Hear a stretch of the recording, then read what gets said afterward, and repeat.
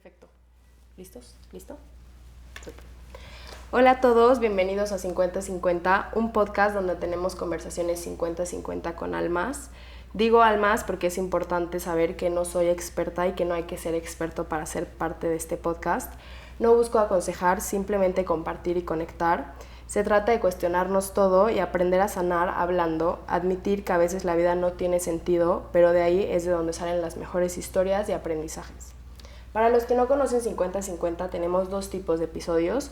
Uno que se llama Aprendido por, donde invitamos a expertos a que nos cuenten de ciertos temas. Y otro que se llama Vivido por, donde invitamos a todos menos expertos a que nos cuenten sus historias. Hoy tenemos un nuevo episodio de Aprendido por y Vivido por Edu del Villar. Bienvenido. Gracias, Pau, feliz de estar contigo y en este primer en vivo también. Sí, es nuestro primer podcast en vivo. Muchísimas gracias por estar aquí, de verdad. Admiro muchísimo todo lo que has hecho en tu trabajo de activista, pero también como que mucho el trabajo que has hecho como persona, o sea, el estar aquí, el sentarte, el hablar de estos temas que a la gente le da miedo hablar o tal vez no se hablan tanto, me parece como un trabajo increíble interno. Entonces, muchísimas gracias por estar acá y por compartirnos tu historia hoy. Feliz, con muchísimo cariño. Antes de empezar, quiero dar como un disclaimer, nada más porque vamos a tocar temas fuertes para los que estén viendo o escuchando. Vamos a tocar temas de suicidio, drogas y adicción, entonces para que sepan antes de escuchar este podcast. A ver, como siempre creo que quiero como un poco de contexto de tu infancia para conocer un poco como que tu historia. Creo que hay como que un estereotipo, no sé, como que de cosas relacionadas con adicciones y drogas y suicidio, ¿no? Que obviamente estamos tratando de hablar y de desmentir, pero muchas veces cuando piensas en alguien o en el suicidio piensas que tenía que estar en una depresión fuerte, ¿no?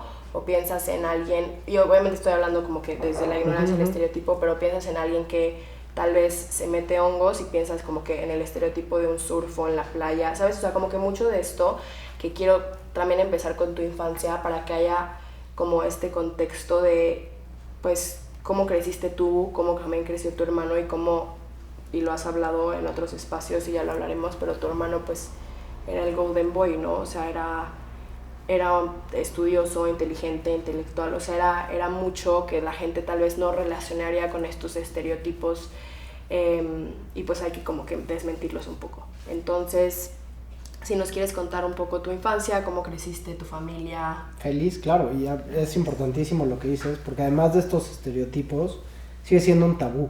Sí, entonces muchísimas veces no se habla de estos temas y se oculta, y es por eso que se siguen repitiendo, tristemente. Por eso también me encanta estar en estas conversaciones, para poder normalizar un poco más y poder tener mejores herramientas para que las estadísticas vayan bajando, ¿no? Hoy en día, tristemente, es la segunda causa de muerte en jóvenes de 15 a 29 años. Y esto no afecta a un sector socioeconómico de alguna manera, sino que es parejo para todos. Y estos estereotipos, pues creo que mi hermano rompía con todos ellos, y también creo que por eso también me encanta hablar las historias, para que digan, oye, a cualquiera nos puede pasar, y por eso tenemos que ser muy conscientes. En la parte de mi infancia, la verdad es que soy muy afortunado y privilegiado, en donde tuve una familia muy amorosa, que todo el tiempo estuvo con nosotros, unos papás presentes, comunicativos, que pudimos estar en buenos colegios, tuvimos unas amistades increíbles, tuvimos la oportunidad de viajar. Realmente tuvimos la suerte de poder hacer lo que nosotros queríamos hacer y podernos desarrollar de la mejor manera. Entonces, nuestra infancia, la verdad es que fue increíble, la gozo mucho, la agradezco mucho, y creo que siempre se nos impulsó con esta mentalidad de que al que mucho se le da, mucho se le exigirá de regreso, ¿no? Y también teniendo eso en mente, una vez que nosotros los dos llegamos a estudiar en el ITAM, yo estudié finanzas, mi hermano estudió derecho. Hay una parte dentro del ITAM que es ideas y problemas de la realidad contemporánea mexicana, en donde te hacen saber cómo está la realidad en México, cómo son las diferentes clases sociales, los problemas que hemos tenido, tanto en temas socioeconómicos, políticos, sociales, que han perjudicado tanto a nuestro México y que hoy es tan diverso y que se tiene que hacer muchas cosas para empezar, ¿no? A corregir de alguna manera los problemas pues, que ya conocemos, el narcotráfico que tenemos muy presente, todo el tema pues, de corrupción que también de alguna manera se cree que es inherente a todo lo que estamos haciendo. Entonces hay muchísimas cosas por las que trabajar y creo que también por eso nace esta nueva oportunidad y esta fundación que estamos haciendo en la familia en torno a todo el tema de salud mental, ¿no? Un poco regresando al tema de mi hermano, pues él igual había estudiado Derecho en el ITAM, se graduó con mención honorífica, esto quiere decir que necesitas más de 9.5 de promedio, en una de las instituciones más complicadas del país, que requiere mucho esfuerzo, aparte de inteligencia. Trabajaba en uno de los despachos más importantes de México, vivía por aquí cerca con 2 de sus mejores amigos, en una de las mejores zonas de México, tenía una novia de más de 5 años, estaba aceptado para irse a hacer su maestría en Estados Unidos a una de las mejores universidades. Entonces realmente, pues sí, cuando tú veías como todo ese currículum, en efecto veías al Golden Boy, ¿no? Lo que están esperando tanto nuestros padres como de nosotros, como nuestros amigos, porque además era una persona cariñosa, era una persona que daba consejo, era una persona deportista también, era maratonista, era futbolero, era tenista, entonces era como un paquete completo. Sí. Que ni en 1.000.000 de años hubiéramos imaginado que hubiera terminado como terminó, ¿no? Y por eso también la importancia de hablar los temas y hablarlos sin máscaras y sin miedos. Sí, 100%. Y regresando un poco como a tu infancia junto con tu hermano y demás, dijiste que tuvieron como un ambiente de mucho amor, papás presentes, que es súper importante. ¿Vivieron todo el tiempo acá en la Ciudad de México? O porque me acuerdo que te fuiste a Querétaro. Fuimos a Querétaro, durante 3 años nos fuimos a vivir para allá por el trabajo de mi papá, luego regresamos aquí a la Ciudad de México. ¿Y socialmente tú y tu hermano les afectó como que esta parte de moverse? ¿O? Fue cuando éramos chicos, yo habré tenido como de los 6 a los 9 años y mi hermano de los 3 a los 6 años. Okay. Y de hecho yo conservo amistades todavía de Querétaro, mi hermano pues alguno que otro amigo, pero realmente no fue un cambio radical. Cuando llegamos a México no tuvimos problemas en adaptarnos porque también muchos de los amigos de mis papás iban en la misma escuela que nosotros íbamos. Okay. Entonces fue una llegada como que muy tranquila, ¿no? Sin ningún tema. Y también ahí digo algo que me faltó mencionar, pero conforme fuimos creciendo, mi hermano y yo cada vez nos íbamos haciendo más unidos. Creo que nos llevamos 3 años y esa diferencia de edad cuando eres chico creo que se nota más. Claro. Por las diferencias pues, en lo que estás haciendo todos los días, en la parte deportiva, en la parte física, pero conforme vas creciendo esa diferencia se va cortando y de repente nuestros amigos eran los mismos, nuestros planes eran los mismos y él, aunque era menor que yo, siempre era una persona mucho más consciente y como que más madura en ese sentido. Entonces como que yo siempre vi como iguales de alguna manera y hasta que se convirtió en mi mejor amigo, porque era, como lo he dicho muchísimas veces, la persona a la que le podía contar cualquier cosa sin la necesidad del sugarcoating, ¿no? De como claro. Sí, como de quitar sin máscaras. Las máscaras, exactamente, de ser nosotros, de saber que no iba a haber, que no me iba a juzgar de alguna manera, que lo que me iba a hacer era aconsejarme para poder cambiar a mejor. Entonces, claro. Entonces se llevaban 3 años. Correcto. Ok. Y se fueron acercando más, los dos fueron al ITAM, dijiste. Tenían como el mismo grupo de amigos. ¿Cómo era tu relación con él cuando empezó tal vez como todo este tema de salidas, de amigos, de antros? ¿Salías mucho con él? ¿Cuál fue su primera como interacción con el alcohol, con todo este...? Sí, creo que cuando ellos eran más chicos, de alguna manera, pues sus amigos no se llevaban tanto con mis amigos, pero pues nosotros como que los cuidábamos en ese sentido. Cuando iban a los antros, pues nosotros los metíamos de alguna manera.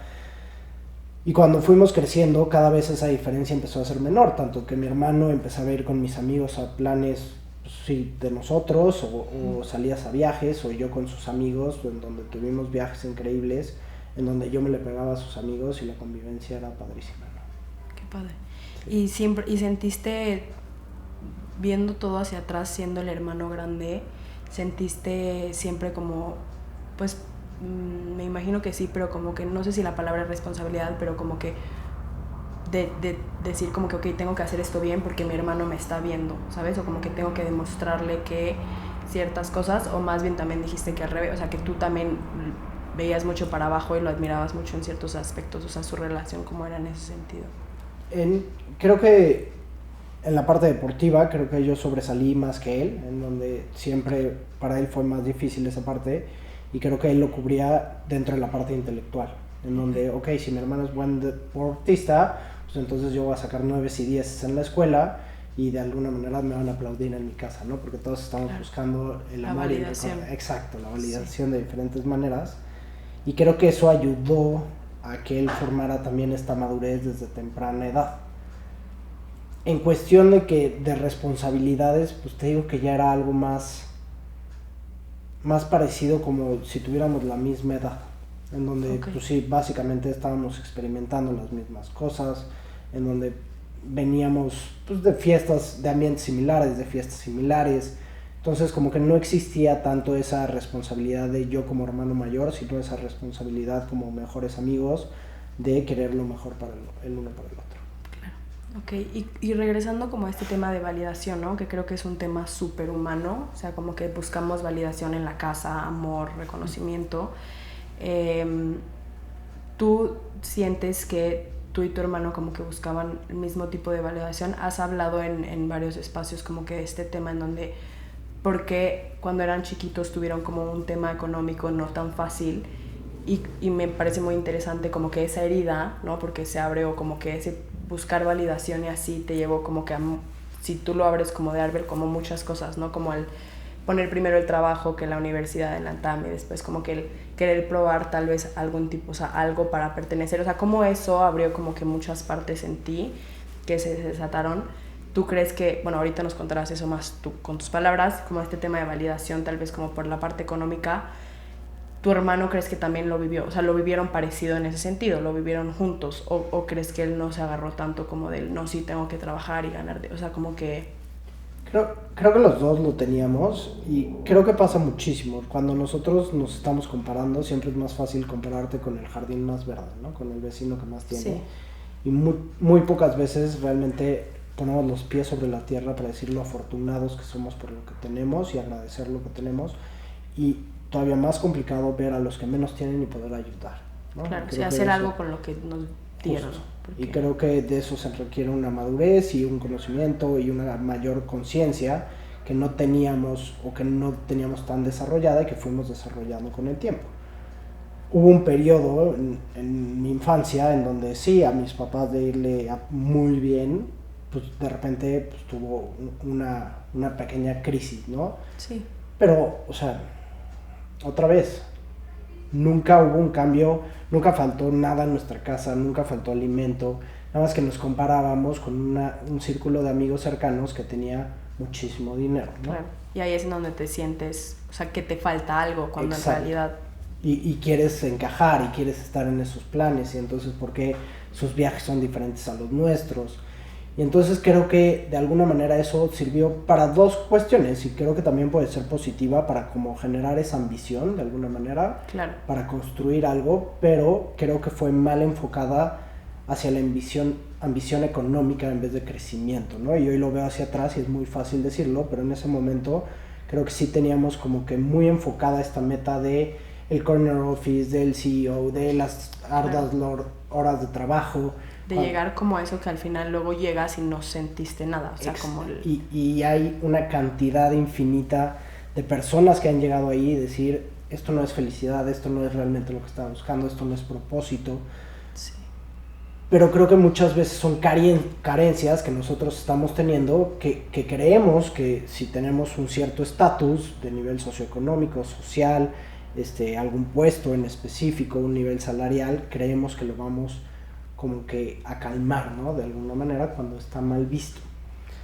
Ahora, pues sí, creo que en esa filosofía que nos educaron por ese tema de carencia que hubo de algún momento, sí nos impulsó a tener esta hambre por pues, estar en el ITAM, por conseguir trabajo, por dar un poco el extra, que creo que tampoco es malo, o sea, creo que el dinero no es malo.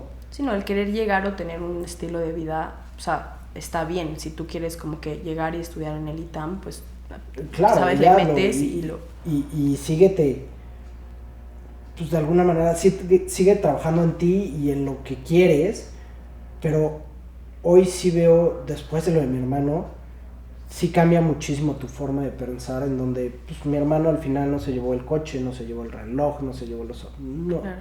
Te llevas realmente con las personas que conectas, las personas que tocas, el impacto que haces por la sociedad. Y ahí es cuando me di cuenta que no era por el mismo camino de esta parte económica de la portada de Forbes, del tener, sino del ser. Y creo que ese fue un cambio radical para mí. Sí. Y cuando lo empiezas a vivir desde esa manera, y lo que te digo, no es estar peleado con el dinero y con la abundancia y con la riqueza. Creo que al final se pueden hacer todo, y cuando empiezas a tener esta abundancia por el ser, empiezas a compartir y te empieza a llegar más y empiezas a tener un mayor propósito en la vida, que creo que eso cambió radicalmente. Sí. Me encantó eso que dijiste, como que no es el tener, es el ser, porque entonces como que ahí ya cambia toda la perspectiva, y como decías, como la motivación de dónde hacemos las cosas, ¿sabes? Si yo estoy haciendo este podcast para volverme famosa, o si lo estoy haciendo para crecer y aprender. O para ayudar a las personas, ¿no? Que es un propósito fundamental en nuestras vidas. Exacto. Y hablar de estos temas. Pero bueno, entonces, los dos están estudiando. ¿En qué momento es tu primer encuentro como con la droga, digamos? Mira, creo que tristemente en México las estadísticas son pues, dramáticas, en donde el consumo de alcohol, y el alcohol es una droga. Y eso es súper importante, o sea, porque está cañón, perdón que te interrumpa, pero como cuando pensamos en drogas, o yo le puedo preguntar a una persona como cuáles son las drogas que conoces, nunca nadie menciona el alcohol, o sea, como que se pasa como... Pues, porque está completamente normalizado. Y tristemente el consumo empieza de los 9 a los 12 años. Wow, sí. Cañón. Y lo decimos sí, pero en efecto, creo que yo la primera vez que consumí fue a los 12 años, obviamente escondidas, pero me encanta en las conferencias que tengo con los papás y con los jóvenes, preguntarles quiénes tenemos las botellas de alcohol cuando tenemos hijos menores de edad cerradas bajo llave. Y es impresionante, pero o sea, el 1 o 2%, todos los demás lo tienen como si fueran trofeos de alguna manera. Y muchas veces también nosotros aprendemos con el ejemplo. Entonces, si nosotros vemos a nuestros familiares que en cada reunión, en cada convivencia está el alcohol presente y que necesitan el alcohol para pasarla bien, pues nos genera curiosidad a nosotros como jóvenes. Claro. Entonces, y en las pelis, ¿no? O sea, como que en general se ven en muchos lados, ¿no? Claro, pues es que es una industria billonaria que está gastando millones y millones de dólares para que consumamos. Sí. Y lo tenemos que entender así, y lo que están haciendo es matarnos nuestras neuronas, nuestros niveles, o sea, el cerebro acaba de desarrollarse hasta que tenemos 23, 24 años.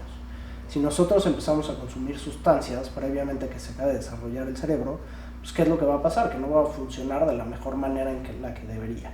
Toda la parte de nuestro lóbulo frontal, que es toda la toma de decisiones, se ve afectada, la neuroconectividad, o sea, hay muchísimos estudios que hoy demuestran el impacto que tiene el consumo de alcohol, y más el consumo de alcohol en menores, ¿no? Entonces te diría que ese fue mi primer acercamiento que tuve con una droga, que es el alcohol. Luego, tristemente, el alcohol también te va abriendo las puertas hacia otras sustancias. ¿Por qué? Porque lo que hace el alcohol es que pierdes el miedo, te desinhibe, no estás 100% conscientes. Y conforme vas creciendo, también se empiezan a normalizar diferentes consumos. Me acuerdo que pues en el ITAM ya era más normal ver marihuana, por ejemplo, que compañeros míos fumaran marihuana. Okay.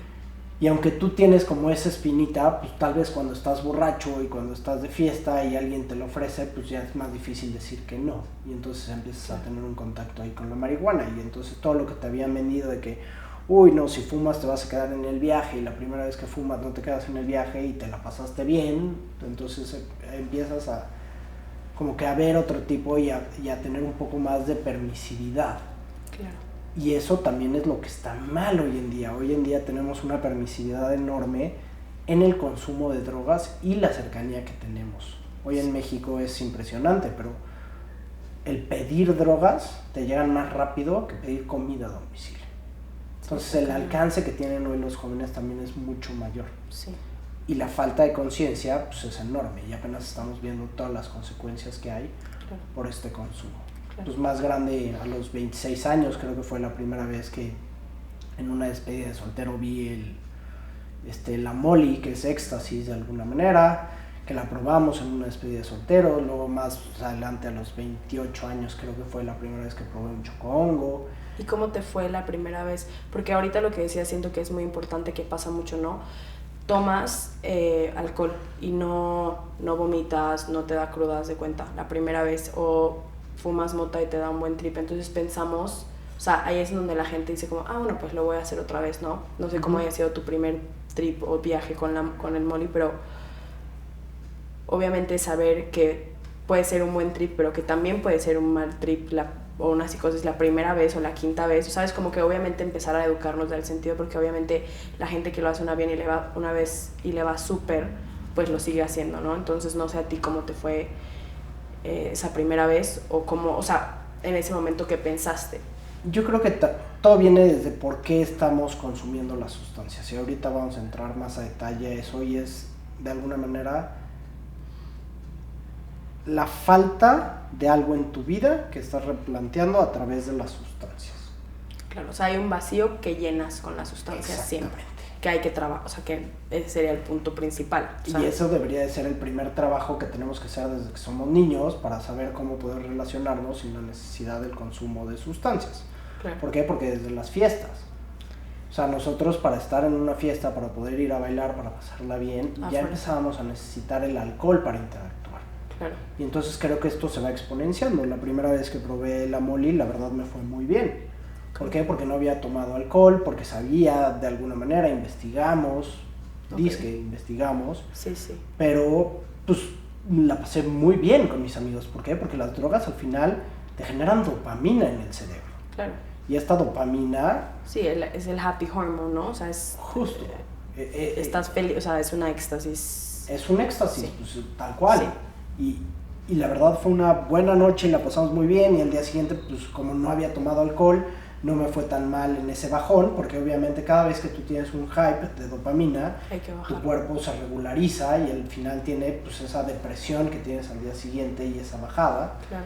Pero como había tomado pura agua, como me había hidratado, pues la verdad es que fue una buena experiencia. Okay. La segunda vez que probé esta droga fue en una cena de Navidad con mis amigos, y esto fue en agosto. Creo que en diciembre un amigo me dijo, bueno, teníamos ciertos problemas, y me dijo, pruébala conmigo, no sé qué. La guardé desde la despedida y vamos a pasarla bien y todo como si nada. Y dije, pues si me fue tan bien la primera vez, seguramente también me va a ir bien la segunda. Okay. La segunda vez que la probé fue, creo que lo peor que me pudo haber pasado en la vida. Entré, pues sí, como en esta psicosis, en este valemadrismo, en donde había ido con mi novia a la cena de Navidad, en donde acabamos peleados, ella se acabó yendo por su lado, en donde yo le empecé a tirar la onda a la niña que iba con otro amigo. O sea, de esas fiestas que quieres olvidar y pasarla fatal. Al día siguiente había perdido mi cartera, mi celular, me fui caminando desde casa de mi amigo hasta mi casa, que eran pues varios kilómetros de diferencia, con un malestar emocional que dije, esto es lo peor que me ha pasado, nunca más. Y creo que con eso ya también como que paré de alguna manera por ese camino y dije, bueno, esto no me conviene. Okay. Y en ese momento, perdón, me interrumpa, toda esa noche, todo lo que hiciste, ¿no? Como que al final, el día siguiente dijiste como que por qué le estaba tirando la... O sea, es como estas decisiones que tomas en ese estado y después dices como que nunca lo hubiera hecho conscientemente. ¿Tú te acuerdas bajo la sustancia como de tomar estas decisiones? Porque pues pierdes un poco como... Ya no hay tanta inhibición y demás, ¿no? ¿Te acuerdas bajo esa... O sea, cuando estabas en el viaje de tomar esas decisiones? O sea... Creo que ahí otra vez nos regresamos y todo viene desde este inconsciente, de que hay algo mal en tu vida, de que hay algún vacío que no has alcanzado a llenar, que no has podido trabajar, que no has podido sanar, y que entonces muchas veces las sustancias los denotan. Entonces denotan comportamientos dentro de ti que al final no habías trabajado, y entonces que salen este tipo de comportamientos. Okay. Sí. Creo que va un poco más en ese sentido, y pues sí, al día siguiente pues es la famosa cruda moral, ¿no? Que todos llamamos de hacer cosas que realmente conscientemente no hubiéramos hecho. ¿Por qué? Porque las meditamos mucho más y somos más racionales y pensamos mejor y no queremos lastimar a las otras personas, ¿no? Claro que muchas veces pasa. Cuando estás tomado te da igual, o sea, porque vives en un egocentrismo y en un egoísmo increíble. Sí. Entonces creo que eso también es importantísimo cuando relacionamos el consumo de sustancias. Claro. Y entonces después de eso dijiste ya, hasta aquí llegó, tipo nunca más. Hasta aquí llegó, nunca más, y después llegaron los famosos chocongos. Y me acuerdo la primera vez que los probamos fue igual en la playa, estaba con mi esposa, otra pareja nada más. Y yo después de la experiencia del Molly, como que ya había terminado un poco con el camino de las drogas, también en alguna boda fumé marihuana y lo combiné con alcohol y también había hecho unos destrozos. Pero como que ya se estaba haciendo una permisividad en ese sentido, en donde ya en todas las bodas pues, sí hay un grado de inconsciencia medio aceptado de alguna manera, ¿no? Claro. Tristemente.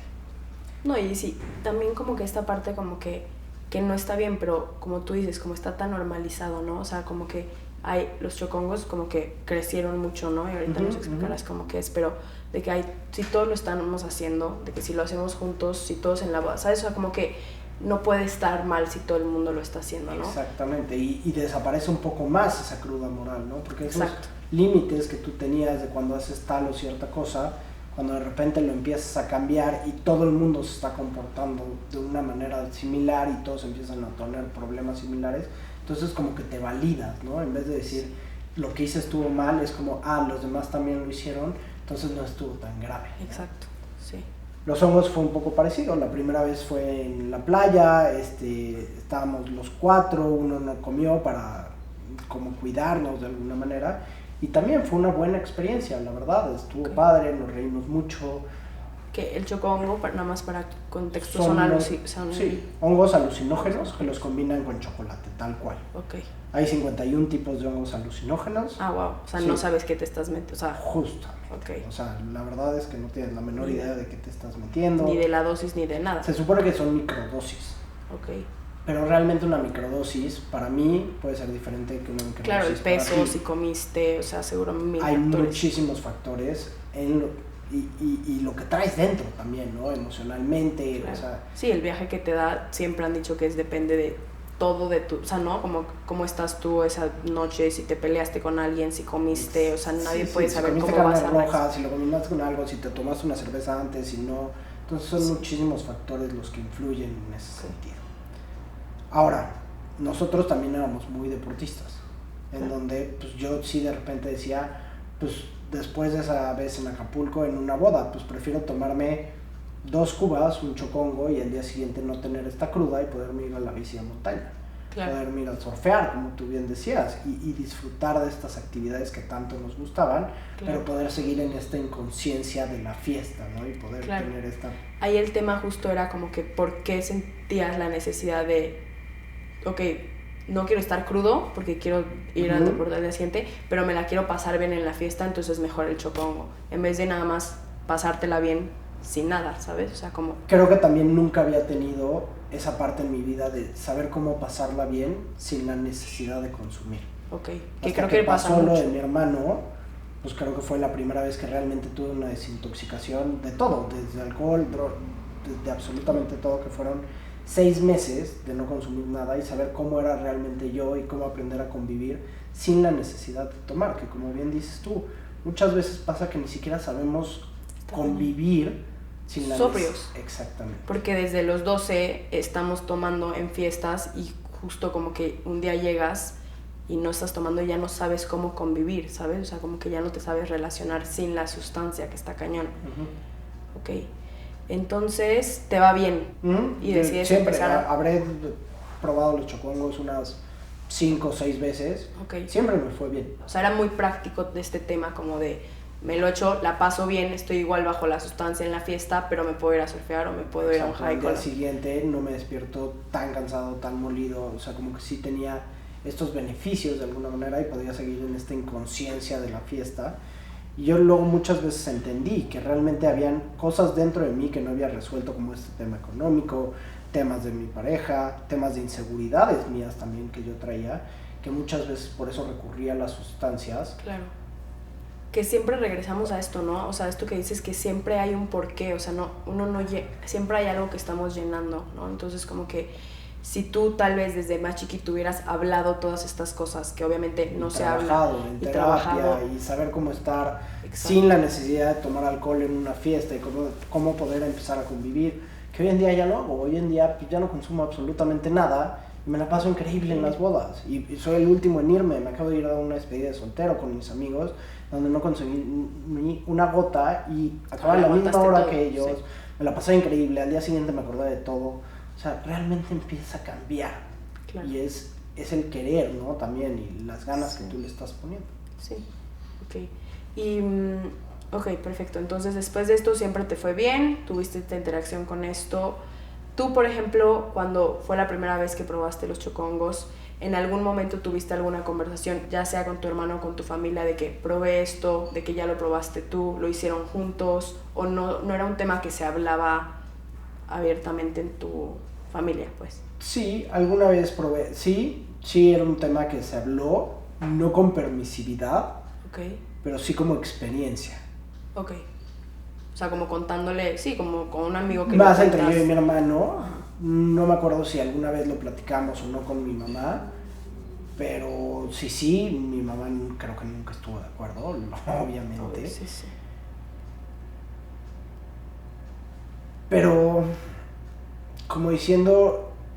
Creo que siempre se hace desde la buena voluntad, ¿no? Cuando un amigo tuyo te comparte cierta droga, en la gran mayoría de los casos, no es porque tu amigo quiere que seas adicto o que te pase algo, sino para que tengas una buena noche, porque a él le fue en circunstancias pasadas bien. Que ese tema social también está muy cañón, porque justo como que hasta yo lo he hecho con amigas de que, ay, tómate un trago conmigo, ¿sabes? O sea, es como este tema de... Justo, no es con mala intención ni nada, pero también socialmente de querer que todo el mundo esté haciendo lo mismo, que esté en el mismo ambiente, porque si no, no se va a divertir, porque si no, no la va a pasar bien. Y justo como que el raro es el que no toma. El raro, o sea, está cañón, o sea, de verdad. Y ves como todo el mundo es de que, ay, ya, échate un shot. Sí, hay una presión social muy cañón, sí. Y al principio es por el alcohol y luego es por las mismas drogas. Sí. Entonces también empieza a cambiar esta perspectiva. Y es otra vez... con quién nos estamos juntando, por qué nos estamos juntando con estas personas y hacia dónde queremos ir en la vida. Y creo que siempre hay un momento para parar y replantearnos qué es lo que queremos y hacia dónde vamos. Tristemente a mí me pasó el peor día de mi vida, en donde realmente hay una frase en donde decimos los mexicanos no aprendemos en cabeza ajena. Yo les suplico que de verdad aprendan, y por eso también la importancia de contar este tipo de historias, para que realmente nos detengamos y pensemos qué es lo que estamos haciendo y hacia dónde queremos ir, para no llegar a tocar fondo, porque las personas que han llegado a tocar fondo y salen de ahí, y es súper aplaudido, pero viven en un infierno. Sí. ¿Y cuántas personas realmente llegan, tocan fondo y nunca salen de ahí? Sí. En donde pues tenemos casos de suicidio, accidentes, o sea, si el suicidio es la segunda causa de muerte, ¿cuál crees que es la primera? Accidentes relacionados al consumo. Sí, y eso es lo que está cañón, o sea, como que también siempre nos han dicho como que muchas veces es como que ay, no va a aprender hasta que le pase algo, ¿no? O hasta que topes con pared no vas a aprender, o lo tienes que vivir tú, y es como justo lo que dices, o sea, el peor día de tu vida tú lo viviste y no necesariamente, o sea, porque alguien más lo tendría que vivir, o sea, nadie más debería de vivirlo, y por eso obviamente hablar del tema tanto, pero entender que me puede pasar a mí, ¿sabes? O sea, como que siempre lo vemos muy lejano, siento. Siempre escuchas una historia de una amiga, de un amigo, y dices como que, ah, sí, pero a mí no me va a pasar, ¿sabes? O no soy yo, o no. O la otra cara de la moneda, y empezar a demostrar con el ejemplo, empezar a demostrar que te la puedes pasar bien en las fiestas sin tomar, empezar a demostrar que realmente puedes construir tu vida desde la terapia, que puedes empezar a demostrar que con la educación que tú le generas a las siguientes generaciones, podemos hacer un cambio. Y creo que eso también se está viviendo en muchas cuestiones en donde mi generación, de alguna manera los millennials, ya está más aceptada en el tema de las terapias, en donde la comunicación ya empieza a ser un poco más abierto, digo algunos, ¿no? Que tienen mayor conciencia, pero ya estamos educando de una forma diferente a las nuevas generaciones que vienen. Y creo que también viene mucho de que ya hay patrones que explotaron, o sea que obviamente no con culpa, pero tal vez nuestros papás no lo hablaban, no iban a terapia, no nada, y en nuestra generación notas el patrón a todo dar y justo explotan, o sea, entonces ya la gente está empezando a, ok, no tengo que trabajar esto porque si no se manifiesta de mil maneras. También vino la pandemia, y creo que la pandemia fue como dices tú, un foco a todos los temas de salud mental, a todos los temas de estos patrones que veníamos repitiendo, a todas estas explosiones que surgieron porque veníamos haciendo las cosas de manera diferente. Y claro, cada quien vive procesos y etapas de diferente manera, pero creo que hoy en día sí estamos siendo mucho más conscientes en todo el tema de la salud mental y la importancia que debe tener. Sí. Y por ejemplo, me interesa saber, obviamente también el ambiente, ¿no? O sea, lo dijiste como con quién te estás juntando, tus relaciones, porque pues tenemos mil frases así de que dime con quién te juntas y te digo quién eres. Y pues obviamente como lo que decíamos, o sea, todos tus amigos lo hacen o todos tus amigos están en este ambiente, pues tú eventualmente, no que así tenga que ser, pero muchas veces pasa que para pertenecer caes. O sea, ¿cómo explicas, por ejemplo, tú ahorita ya me dijiste, ya nos contarás más, como que ya decidiste dejar completamente el alcohol, no significa que tal vez todos tus amigos también lo hayan dejado al 100%, pero ¿cuál es la importancia o cuál fue el cambio tal vez como en tus relaciones o de verdad ser muy conscientes de con qué ambiente y con quién te juntas como para también trabajar en esto, ¿no? O sea, para poder justo aplicar todo esto que estamos diciendo. Claro, y más al principio, porque ahorita pues ya puedo estar en el plan que sea sin la necesidad de tomar, claro. Porque ya lo trabajé, porque ya llevo un proceso y ya son años realmente en este trabajo emocional, psicológico, como lo queramos llamar, sí. Que ya estás listo para afrontar cualquier situación, sí, claro. Con las necesidades y las herramientas para empezar a decir no, poner límites, sí, saber que que es muy importante difícil para ti, que es muy difícil. Sí. Pero al principio, y no dejé nunca de llevarme con mis amistades, de hecho yo estoy súper agradecido con todos mis amigos porque por eso soy la persona que soy, y cuando pasó lo de mi hermano también estuvieron súper cerquita de mí y fue un apoyo constante, pero aprendes también a manejar diferentes amistades. Si sabes que hay unos que toman muchísimo, pues entonces no ves a esos en la noche y no te vas con ellos al antro. Los ves en un desayuno o los ves en actividades deportivas y les dices vamos a jugar, no sé, fútbol, pádel, lo que sea, y entonces ya no te prestas al ambiente para poder estar ahí, ¿no? O para que sea más fácil. Y empiezas a llevarte con personas que piensan más similar a ti, que son más deportistas, que entonces un viernes en la noche puede ser un viernes de juego, con cervezas sin alcohol, que te puedes ir a acampar a algún lugar, que puedes hacer viajes de surf, o sea, de diferentes tipos de actividades que no estén relacionados con el consumo de sustancias. Claro. Y entonces sí empiezas a alejarte de alguna manera de estas personas en estos eventos y empiezas a agarrar a otras personas para estos otros eventos. Sí, no significa, como dices, que tengas que cortar a la persona o a la relación por completo, es más bien encontrar los lugares, en qué momentos te... convivirlos. Ok, súper. Ok, entonces pasa esto, pruebas los chocongos, ¿qué pasa después? O sea, a la hora de que tú dijiste que fueron como 5 veces que los estuviste, o sea, en diferentes ocasiones, me imagino que eventualmente es cuando pasa lo de tu hermano, que después de eso obviamente ya decides cortar todo y desintoxicarte, que ahorita nos cuentas. ¿Qué pasó ese día? A ver, en estas 5 veces de los chocongos, para mí yo me la pasaba muy bien y estaba en la fiesta, pero las personas a mi alrededor no, y más que nada mi esposa. Ok, o sea no que ella hubiera tenido un mal viaje, pero no le gustaba cómo tú actuabas bajo la influencia. Porque estás en una super inconsciencia, entonces donde ya tu prioridad ya no es ella, en donde si ella se la está pasando bien, si ella tiene frío, o sea, tú ni te enteras, ni lo sabes, y no es que sea mal afán, es que realmente no tienes ni la capacidad para estar pendiente de esos tipos de cosas, ¿no? Y más en la inconsciencia de estar en una fiesta. Sí. Y entonces también ya empezaba a haber roces en mi relación, pues obviamente. Luego, lo de mi hermano, cuando pasa lo de mi hermano, yo ya sabía que había probado los chocongos, creo que también había tenido una buena experiencia, lo habíamos platicado alguna vez. Y la noche en la que pasa, yo había salido en una date con mi esposa, y después de la date, le marcamos a mi hermano porque queríamos seguir la fiesta, y nos dice, estoy en una fiesta de paga, no sé qué, está buena, vénganse, me alcanzan. Dijimos, perfecto, pues vamos, fuimos. ¿Cuántos años tenías tú? Yo tenía 29 y él tenía 26. Sí, más bien yo tenía 30 y él iba a cumplir 27. Porque esto fue el 10 de septiembre y él cumplió el 18.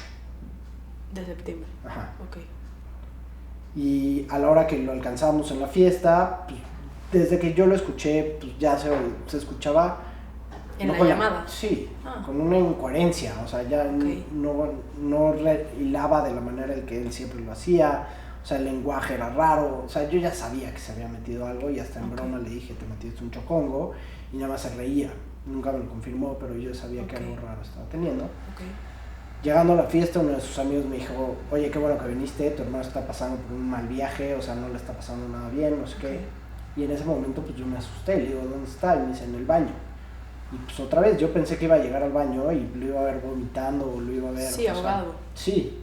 Y no, o sea, realmente lo vi salir caminando perfecto, sí con esta incongruencia, pero pues nada de qué preocuparme, ¿no? De alguna manera, o sea, ningún foco tan rojo. Y en ese momento él también me dijo, ya terminé de estar, ya me quiero ir, y mi esposa feliz, o sea, porque aparte era gente más chica, ya se quería ir también, dijo, vámonos, o sea, no hay ni media necesidad.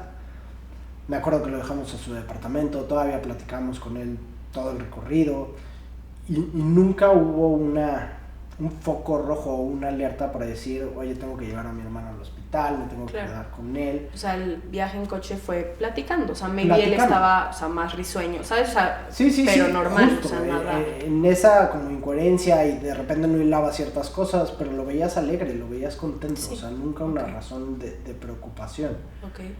Luego a las 3 de la mañana...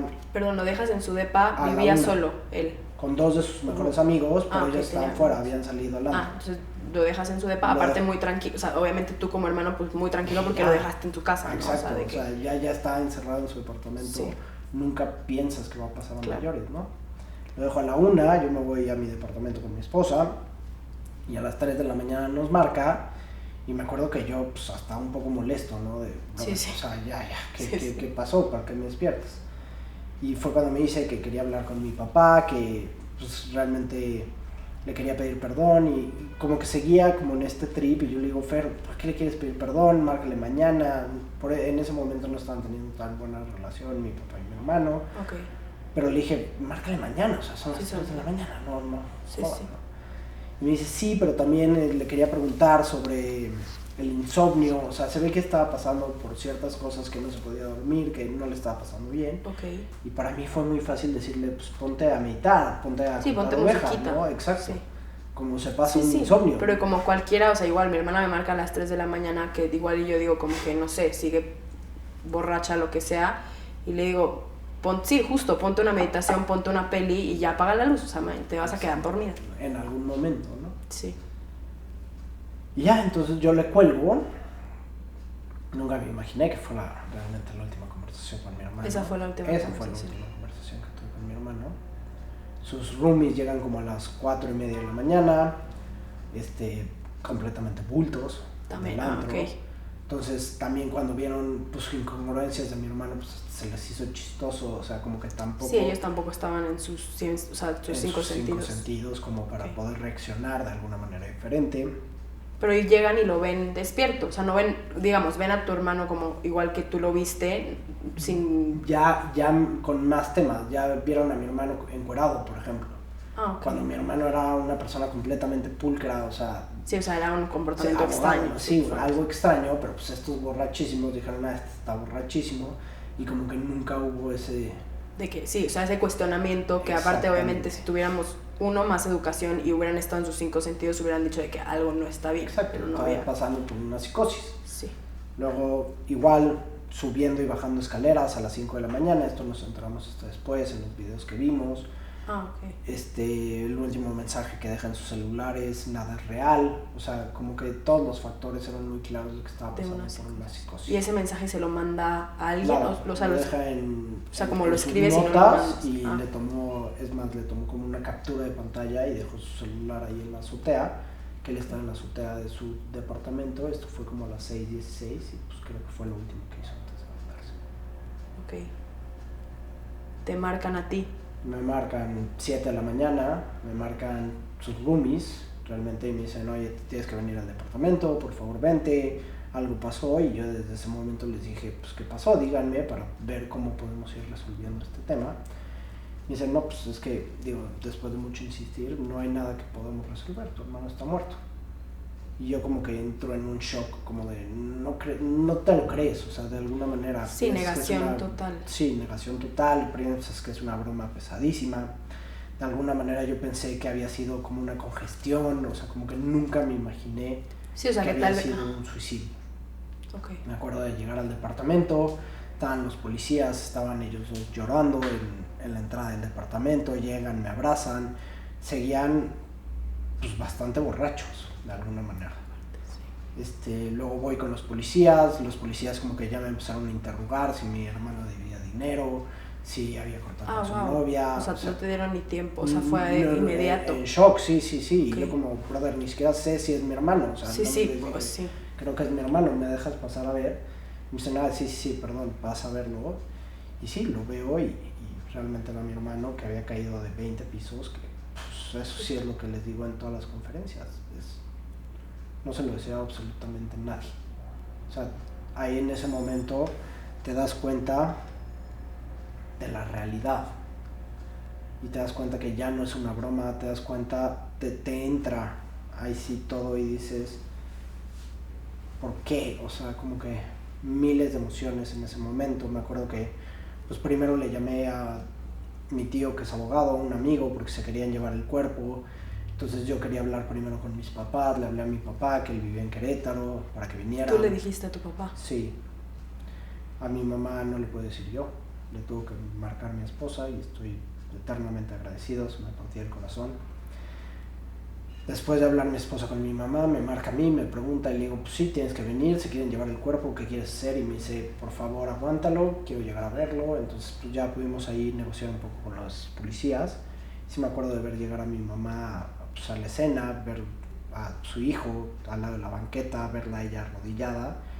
Y sí es una imagen que te parte el alma. O sea, básicamente es lo peor que me ha pasado en la vida por mucho y es una de las cosas que digo, no se lo deseo absolutamente a nadie, ¿no? Y por eso la importancia de hablar de todos estos temas para empezar a cambiar las estadísticas. Lo siento mucho.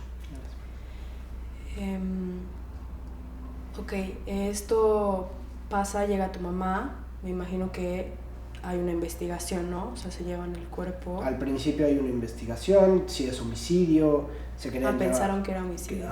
Se querían llevar a los dos mejores amigos. En ese momento le dijimos, no, a ver, seguramente él saltó, tuvimos que ir a la procuraduría, y me acuerdo que pues que sí hay un desinterés de alguna manera y un frío, y ahora lo entiendo, y también han de haber casos de ellos todos los días que de alguna manera tienen que tener un caparazón muy fuerte para que no les lleguen todas estas historias. Claro.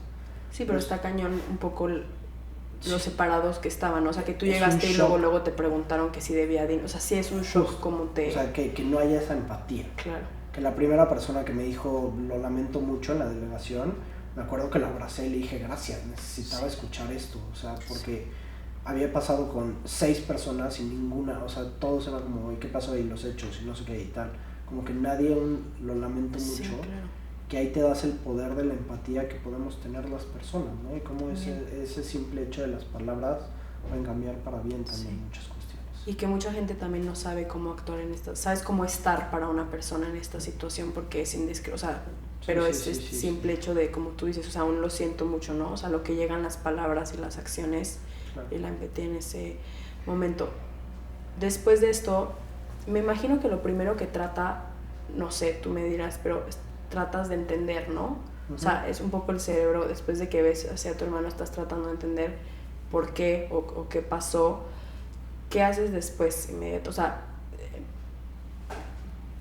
Después de ir a la delegación, le pido a mi mejor amigo, que estaba allí, que me lleve al departamento de mi hermano. Y me acuerdo que ahí sí me metí al cuarto de mi hermano y como que estaba buscando como esa explicación, como esa carta, como que... Sí, el entender el porqué, el motivo, si había algo, y pues realmente nunca encontramos carta, nunca encontré nada. Encontré una página separada en un libro que estaba leyendo él, y en ese momento sí me deshice, o sea, creo que llegué al cuarto de mi hermano y ahí sí fue cuando me rompí, me dejé llorar, me metí a su cama, o sea, abracé su ropa, sí, ahí sí me permití sentir como todo ese dolor, le hice una carta, que fue la carta que leí en su misa. pero como que nunca supimos realmente ese por qué. O sea, nunca entendimos, y entonces nosotros teníamos diferentes hipótesis de qué es lo que había pasado, por qué es lo que estaba teniendo. Las cámaras las pudimos ver hasta 5 días después. El celular nos los entregaron 15 días después, que era donde tenía el mensaje de nada es real. Entonces como que las piezas no estaban del todo, y del suicidio, pues como te digo, creo que al final sabemos realmente muy poco. Y tenemos encapsulado a esta persona con una depresión que lleva muchísimo tiempo, que se ve de alguna manera, cuando no es así. Cuando el suicidio, pues cada persona es diferente y cada persona tiene una historia, y entonces por eso es tan importante hablar de estos temas para poder prevenir antes de que lleguemos a estas rectas finales, ¿no? De alguna manera.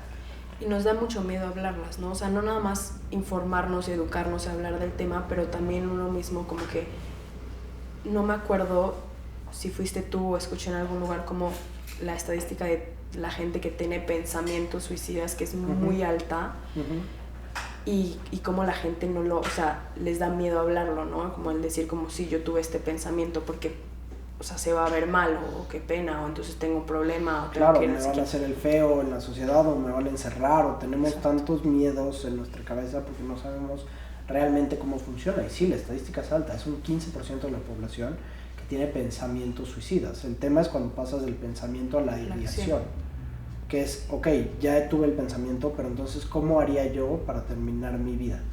Y cuando tú no estás compartiendo esto, pues al final te lo vas quedando. Claro. Y por eso es la importancia de también empezar a compartir y empezar a hablar, para empezar a cambiar también hacia dónde vas. Sí, claro. Y entonces, ¿en qué momento se dan cuenta o les dicen que, o no sé si esto sigue siendo tal vez como hipótesis, pero que estaba en una psicosis tu hermano? O sea, y de todo lo que ya sabes, ¿qué exactamente es una psicosis? O sea, mira, al final creo que esto es lo que nos han dicho, pues, diferentes expertos, psiquiatras, psicólogos, personas de adicciones, que lo más probable es que haya estado en una psicosis. No podemos saber 100% si fue cierto o no, ¿no? Okay. Sí, porque no hay, o sea, no es un examen que, o sea, es algo... Exacto. Okay. Hay cosas de mi hermano que no estaban trabajadas, que también pudieron hacer de alguna manera este comportamiento, sí, definitivamente. Claro. O sea, ahí hay como tratas de entender qué parte fue como con voluntad y qué parte fue como la droga, ¿no? O sea, como que se mezcló, seguramente. Que es un poco lo que hablábamos en las sustancias, ¿no? Cuando estás en esta inconsciencia y porque las estás consumiendo, vienen de un lugar que no estamos trabajados, que no estamos teniendo, pero por eso también a mí me encanta poner el caso de mi hermano de, oye, si le pasó a este cuate, pues que levante la mano el que diga, no, a mí no me va a pasar, ¿no? O sea, sí, o sea, ya no hay, o sea, justo rompe con todas las casillas y los estereotipos, entonces ya no hay de dónde agarrarte de que a mí no, ¿sabes? O sea, como exacto, y por eso la importancia de hacer nuestro trabajo y pues, dejar las sustancias, básicamente, o sea, porque no te llevan absolutamente nada positivo. Sí. Entonces, después de hablar con muchos expertos y así... perdón, pues sí, a ver, pensamos que es una psicosis, yo también creo que pasó por una psicosis, más lo que tenía dentro. ¿Qué es la psicosis? Es no saber distinguir entre qué es real y qué no. Okay. O sea, en donde de repente tú puedes estar alucinando. Y otra vez, es un hongo alucinógeno. Sí, aparte. ¿Qué es lo que te hace alucinar? Cosas que no son reales. Entonces tú puedes estar pensando que de repente tus amigos te están acuchillando. Entonces tú agarras un cuchillo y te intentas defender. Y de verdad después... Es tan real. Y es tan real. La mente, o sea, la mente es poderosísima. Y hay muchísimos exámenes ya en donde... personas que están pasando por una psicosis y por ejemplo están imaginando que se están quemando, miden el dolor de la persona y realmente es como si las estuvieran quemando. No. Entonces es brutal, y también por eso tenemos muchísimos suicidios en psicosis, porque están pasando por este dolor, que lo que quieren es dejar de sentir y dejar de sufrir. Okay. Y entonces eso también nos ayuda a comprender también mucho. Claro. Y otra vez, lo que yo les digo en las conferencias es: pasar por una psicosis es como jugar una ruleta rusa. Como bien dijiste tú, tal vez no es la primera vez que pruebas la sustancia, pero tal vez sí la quinta, la séptima, la décima, pero te va a pasar. Sí. Y es este famoso mal viaje, que los que fuman marihuana le dicen la pálida. Sí. ¿Y por qué? Porque la psicosis puede durar 5 minutos, puede durar 10 minutos. Hay personas que se quedan en psicosis, que son estas personas que se quedan en el mal, que en se el quedan viaje. en el viaje realmente. Sí. Y personas con intermitencia. Yo, por ejemplo, creo que mi hermano pudo haber estado en intermitencia, en donde de repente tenía momentos de coherencia y de repente entraba en la psicosis. Entonces Eso no también sabía. es un proceso. O sea, que tú, por eso, o sea, tú puedes estar bien y luego, o sea, entrar en psicosis y luego se pausa. Claro. O sea, también es, ok, no porque sabía los viajes pueden durar hasta 72 horas. Y por eso se necesita una desintoxicación. Y por eso si una persona está en una psicosis, lo que tienes que hacer es llevarlo al hospital, para que no se ponga en peligro a él y a los demás. Y a los demás, que está cañón. O sea, como dices, si tú te estás imaginando que alguien te está poniendo en riesgo de que te están apuñalando. Y eso es una historia real. O sea, yo después de hablarlo de mi hermano, no sabes la cantidad de gente que me ha dicho, yo pasé por una psicosis con diferentes sustancias, en donde esto de que lo estaban acuchillando sus amigos fue real. Fue real. En donde tuvo que agarrar un cuchillo y empezó a buscar a sus amigos, en donde los amigos se terminaron yendo. Y el niño seguía imaginando que los amigos estaban aquí y escuchaba voces, en donde él se empezó a cortar. Y en donde, gracias a Dios, los otros amigos como que llamaron a la policía, a los papás, y cuando llegaron lo encontraron todo cortado y lo llevaron al hospital y lo salvaron de milagro. Pero como estas historias hay miles, nada más que otra vez, es la parte que no se cuenta, es la parte que cuando pasa se esconde. Sí, y cuando te la cuentan ni la quieres, 1000 veces le escucho de que, ay, no, ni me digas, no, prefiero no saber. ¿Sabes? Exacto, no me quiero hacer ideas en la cabeza. Ajá. Sí, está cañón. Y para aclarar, la psicosis no nada más es con los chocongos, o sea, puede pasar con otras drogas, digamos, o sea, una psicosis te puede dar... Y te puede pasar sin drogas también. Es una cuestión química en el cerebro. Ok. Pero las drogas... Lo que hacen es que sea mucho más fácil entrar a eso. Ok. ¿Qué sigue después de este? O sea, no me puedo ni imaginar, obviamente, este día, lo que viviste con tu mamá, todo este tema de investigación y de tratar de entender como que qué era, cómo lo trabajaron. O sea, obviamente me imagino que mucho y todo cambió dentro de ti, ¿no? La forma de ver las cosas, todo esto. Me imagino que fueron con tanatóloga. O sea, ¿qué sigue para ti después? ¿Y qué cambia, no? O sea, que me imagino que todo, literal, sí. Pero sí, fue un proceso. O sea, no fue de la noche a la mañana. Los siguientes días me quedé en casa de mi mamá, en donde pues, sí hablamos de este tipo de temas, en donde pues, venía la novia de mi hermano, nos contaba diferentes cosas, amigos de mi hermano nos contaban diferentes cosas. Como que al principio intentamos armar estas rompecabezas de alguna manera, en donde mi mamá siempre sabía de la importancia pues, del psicólogo, en donde ella había ido a terapia, en donde yo también había ido a terapia. Entonces, claro, el tanatólogo, ¿dónde nos apuntamos? ¿No? Y me acuerdo que vinieron 3 tanatólogos diferentes para ver con cuál nos sentíamos mejor, con cuál teníamos más empatía. Y con ese tanatólogo fue con el que empezamos a hacer nuestras sesiones. Hicimos grupos de meditación también en casa de mi mamá. Mis amigos, de verdad, o sea, no sabes lo lindos, en detalles, mensajes, cartas, o sea, estuvieron ahí en su presencia muchísimo tiempo, que eso también me ayudó. Sí. Y pues sí, de alguna manera me acuerdo muy bien de 2 frases importantes, que una fue un tanatólogo que me dijo, después de estos dolores tan grandes hay de 2. O te caes y a ver quién te levanta y cuánto tiempo estés ahí, o agarras este suceso y lo empiezas a integrar en tu vida y lo empiezas a usar para exponenciarte en tu crecimiento de conciencia, porque ahora tienes un motivo que antes no tenía para ser mejor persona. Me acuerdo que después de escuchar eso dije, yo voy escojo eso. Claro. Sí. Y la otra que me dijeron fue dolor compartido, dolor dividido, aprender a hablar. Y también dije, pues por ahí va. Y entonces también el contar esta parte de mi hermano, la historia, también fue bueno para mí. Fue una parte de sanación también. Y creo que al final la verdad nos hará libres y entonces ya no vas cargando con algo y una mentira que cada vez se vuelve más complicado. Y creo que eso también ayudó a que fuera más natural un poco toda la parte del proceso. Que cambió, pues sí, mi perspectiva de ver la vida, hacia dónde quería ir, los valores también, cómo reconectar otra vez con mi pareja, qué familia quería lograr, cuál es el propósito de mi vida en general. Toda la parte económica cambió, obviamente, en vez de ser por el tener, sino ser por lo que comparto y por lo que hago y por cómo puedo ser una mejor persona para la sociedad. Creo que eso fue lo principal que cambió.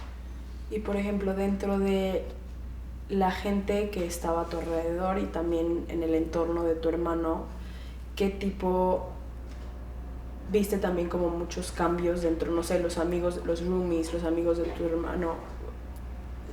Obviamente vivir algo así te cambia 100%, pero por ejemplo tú decidiste después de esto obviamente eliminar todo lo que sea como drogas y alcohol, dijiste que bueno, el alcohol es una droga, ¿no? Pero viste mucho este tipo de cambios también como dentro del entorno de los amigos de tu hermano tuyo, o sea, sí, hubo mucho, mucho aprendizaje. Sí, y ha ido cambiando y con el tiempo cada vez más, porque te digo, entre más seamos en esta lucha demostrando que podemos estar sin las sustancias, pues más gente va a querer estar ahí porque ve que te está yendo mejor, que le estás pasando mejor, que estás más contento contigo. Pues funciona, ¿no? Es una receta que no tiene fallas en muchos sentidos. A ver, amigos de mi hermano, hubieron 2 casos que, por ejemplo, se metieron a rehabilitación y eso a mí también me fascinó.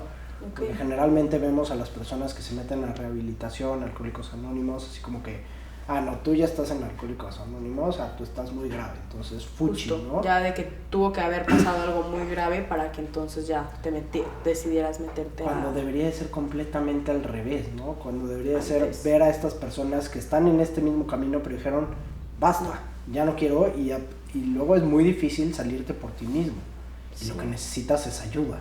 Justo, si no es que te haga falta tal vez como la voluntad, pero hay veces que necesitas el empujón, o sea, y la desintoxicación. Sí. Y estar 3 meses sin consumir sustancias es bien complicado. Yo me acuerdo que lo hice en algún momento en sexto de prepa, que de propósito me puse 40 días sin tomar alcohol. No llegué a los 40 días.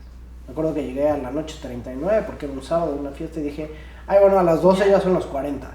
Y no me aguanté, o sea, no logré los 40 días.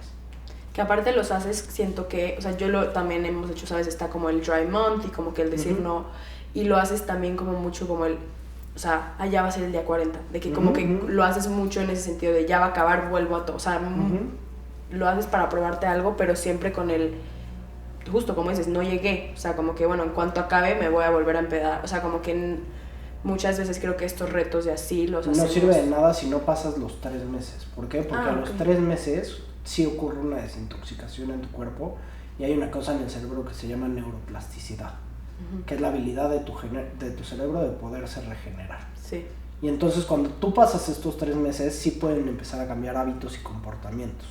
Entonces tú ya puedes empezar a poner límites más fáciles, ya te puedes dar cuenta de cómo eres en alguna situación sin el consumo de sustancias. Y eso es poderosísimo. Por eso lo primero que hacen a las personas que las rehabilitan son estos 3 meses de desintoxicación. No sabía que eran 3 meses. Son para 3 completamente desintoxicar. Wow. Sí. Ok. Y por eso si quieren hacer un cambio profundo, no nada más es el dry month. Claro. Son los 3 meses, porque además en esos 3 meses vas a tener que empezar a convivir sin la sustancia. A conocerte sin la sustancia. Y eso también es importantísimo, saber ir paso a paso. No te estoy diciendo que en esos 3 meses vayas al antro jueves, viernes y sábado. No lo vas a lograr. Claro. Empieza a cambiar ciertas dinámicas de tu vida para que en un año sí puedas ir al antro viernes y sábado y no necesitas la necesidad de tomar. Exacto. Entonces, viste, esto fue uno de los cambios que pasó. O sea, que los amigos de tu hermano dijeron hasta aquí llegó y... Sí, y con las drogas sobre todo, el alcohol le han bajado también muchísimo. Mis amigos también, es impresionante, pero tuvimos nuestra cena de Navidad hace 3 semanas, creo que tomaron 2 personas. O sea, eso sí fue, o sea, como que cuando acabó la cena dijimos como, o sea, se están dando cuenta de este cambio, porque además estuvo muy divertida, hubieron juegos, la pasamos bien. Sí, que eso es lo que importa también mencionar, ¿no? Porque ahorita, o sea, te imaginas una cena de Navidad con tus amigos y dices nadie tomó y todo el mundo seguro, luego la reacción sería de que, no, seguro estuvo de hueva, ¿no? O sea, de que qué aburrido. Y no, es justo lo que dices, estuvo divertidísima, jugamos todo y no hubo alcohol. O sea, correcto, y fue un cambio de mentalidad que dices, mira, sí se puede. Sí. Y eso está padrísimo. Y digamos, obviamente siento que mucha gente también habla como del balance, ¿no? O sea, de que si quieres tomar, me dirás tú y conoces mucho más del tema, pero puedes tomar en moderación y no está mal, ¿no? Si es una decisión que quieres tomar. Obviamente sabiendo, como dices, lo que le hace a tu cuerpo, ¿no? O sea, que... Pero de todo lo que haces, obviamente tus conferencias y todo esto, como que... ¿Tú crees que se puede tomar con moderación? O sea, ¿tú crees hay una regla. Ok. del libro, tal cual, y después de los 6 meses de mi hermano, yo volví a tomar y volví a tomar con esta regla, como con esta conciencia. ¿Por qué decidiste volver? O sea... Como que también tenía el tabú de decir, ok, si dejo de tomar, pues como que tenemos el tema en México de que te juzgan.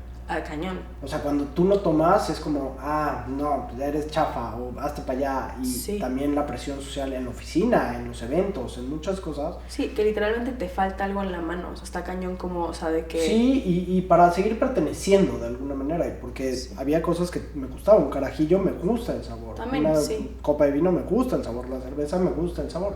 Entonces dijiste, ya hice mis 6 meses, pero extraño esta parte. Eso. O sea, es ok. Y de alguna manera la regla es no más de 4. Dejar pasar no más de 4 tragos. No shots. No, o sea, shots no sé. Ahorita hablamos de los shots, pero 4, o sea, cubas, 4 copas de vino, 4 cervezas. Dejar pasar 1 hora entre cada uno de estos tragos, de estos drinks. No más de 3 veces por semana, no en días seguidos y no shots. Ok. Porque al final es una cuestión de cómo lo digieres tú y cómo al final pasa un poco como azúcar, ¿no? Y entonces no creas una adicción, porque existe el uso, el abuso y la adicción.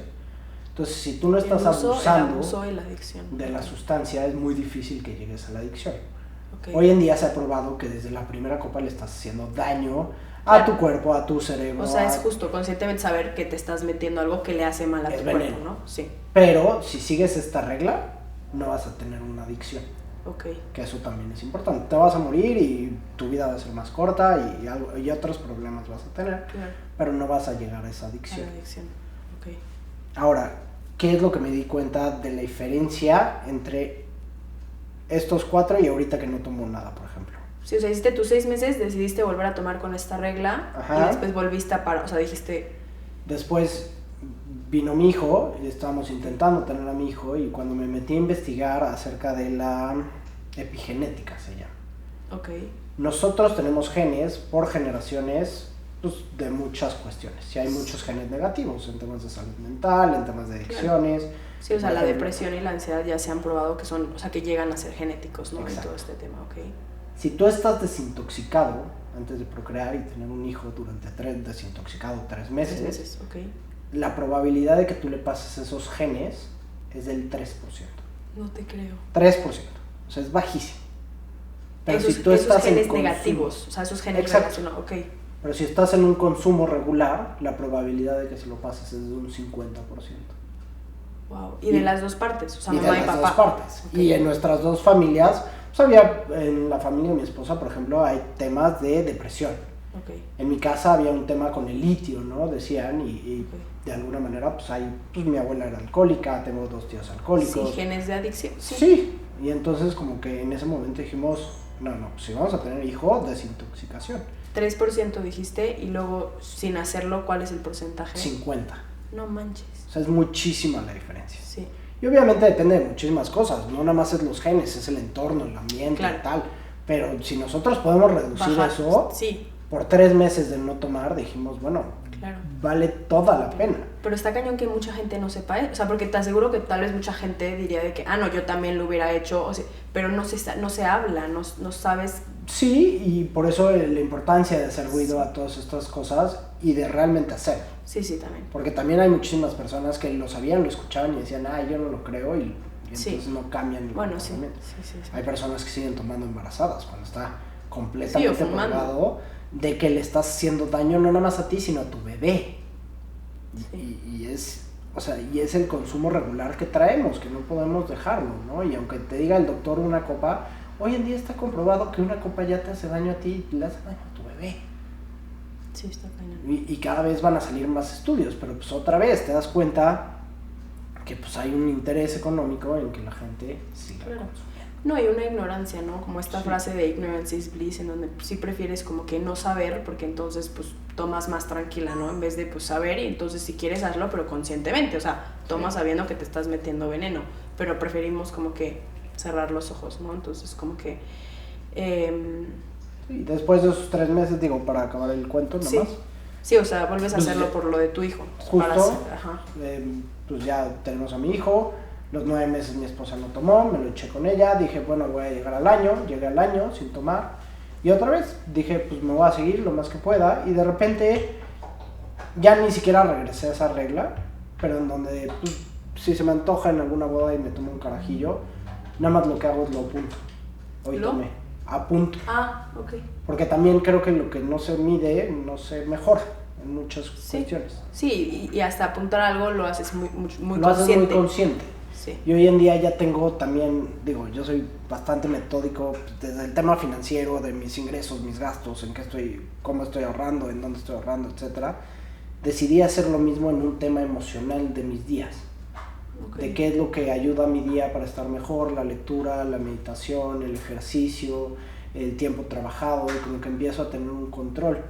Claro. Y en eso también metí el control de la abstinencia. Y entonces, si tomo algún día, tampoco es como que me lo recrimino y porque tomé, nada más lo marco. Y entonces, pues puedo checar mi calendario y puedo ver los días que sí tomé. Y a lo mejor fueron 2 días en todo el mes. Claro. Y no me tomo más de, o sea, si tomo, ha de ser 1, 2 máximo, ¿no? Sí. Pero empiezas a notar el cambio. O sea, claro, ya tú no solo duermo no bien. quieres. Sí. O sea, al día siguiente, o sea, ya... Sí, esos 1 o 2 tragos ya los sientes. Un trago. O sea, te estoy diciendo, una copa de vino, ya no duermo igual. O sea, al día siguiente sí te sientes, no sé si también es mi inconsciente diciéndome, ayer tomé lo que quieras. Pero ya no te sientes igual. Ya no te sientes igual. Está muy cañón. Y también está cañón lo que dices, como que me parece un trabajo increíble. No sé, muchas veces, y también por la educación y la sociedad, ¿no? Te dicen como que ve al gimnasio, ¿no? O sea, hay que hacer ejercicio 5 veces al día, hay que comer bien, pero... 5 veces a la semana. Perdón, 5 veces a la semana, pero nadie te dice también como meten en eso, o sea, tiempo para meditar, tiempo para, ¿sabes? O sea, como que sí te dicen muchas cosas tal vez que tienen más que ver con el fin, no sé, pero como que falta también mucho esto, como lo que tú dices, o sea, y tú lo haces de un sistema como dices, o sea, como tus finanzas, tu mental health, o sea, como que pero creo que es muy importante darnos el tiempo de a ver qué me hace bien, o sea, qué me hace sentir bien, cuando me siento bien, ok, cuando no tomo, cuando sí me medité, cuando me tomé 1 hora para escribir, porque si no, entonces eso me parece súper importante también, ¿no? O sea, como que ir trabajando todo eso. Una vez más, no tiene que ser terapia, ¿no? O sea, obviamente, porque obviamente ahorita se está hablando mucho y me parece perfecto, ¿no? Como de ir a terapia y también hablar más de estos temas, sobre todo también hay mucho ruido ahorita con Emilio y demás, como también de que los hombres puedan hablar y sentir y hacer de muchas cosas. Pero también lo que te sirve a ti, ¿no? O sea, y también nosotros, una vez más, de un lugar de privilegio, ¿no? O sea, la terapia, no todo el mundo tiene acceso, pero ¿qué te sirve a ti? Escribir, ¿qué te sirve? ¿Sabes? ¿A ti qué es lo que crees que te sirvió más en todo este proceso después de tu hermano? O sea... Yo creo que la conexión con las personas, el poder tener pláticas honestas y profundas, y eso te cambia radicalmente. Y como bien dices, no todos tenemos la herramienta o el privilegio para poder ir a terapia, pero todos sí tenemos el privilegio de tener un buen amigo que nos escuche y de mostrarnos vulnerables. Y creo que eso es importantísimo y eso es algo que yo he aprendido. Y no te puedes ir mostrando vulnerable también con todo el mundo y irle contando tus cosas. Sí. Entonces, tienes que saber con quién y quién tiene ese grado de conciencia y de empatía para también escuchar y mostrarse vulnerables. Porque generalmente cuando tú te abres con una persona, es más probable que esa persona se pueda abrir contigo. Sí. Y esas pláticas son mágicas. Sí. Y eso sí lo he visto, que ya tengo 3, 4 amigos que realmente les puedo contar absolutamente todo y sin esta pena y sin esta vulnerabilidad y sin estas máscaras de ser juzgado, sino para co-crear ideas y para crecer. Sí. Y estos podcasts y estas pláticas, y eso ha sido increíble. Y hasta diálogos contigo mismo, la escritura. Yo le escribo cartas a mi hermano y es increíble, porque de repente le estás escribiendo sobre ciertas cosas y te empiezan a salir otras que entonces te das cuenta que ya tienes cosas ahí atrás que tienes que empezar a trabajar, ¿no? Sí, sí. Ok. Y hábitos, perdón. ¿Qué es lo que más me ha cambiado? Estas estructuras, en donde pues, sí, el ejercicio, comer bien, dormir bien, las personas con las que te rodeas, con quienes escoges hacer ciertos planes, la parte de el autoestima, que creo que también es importantísimo en nuestras vidas y se tiene que ir trabajando está cañón. Todos los días, y es un hábito de alguna manera, que como lo nutres con lectura, como lo nutres con pues, todo esto que ya habíamos dicho de ejercicio, pues, toda la parte de la meditación, toda la parte del agradecimiento y toda la parte de la labor social, que creo que también es vital. El poder ayudar a las demás personas te da un propósito de vivir. Creo que todos venimos aquí a ser más conscientes, a ser más empáticos, y la labor social te hace plantarte los pies sobre la tierra. Entonces creo que eso también ha sido un cambio radical y que se ha hecho en familia, gracias a Dios, y ha sido padrísimo. Qué padre. Porque las experiencias que hemos tenido... Justo, todo lo que salió de esto, ¿no? Sí. Y los hábitos que se formaron.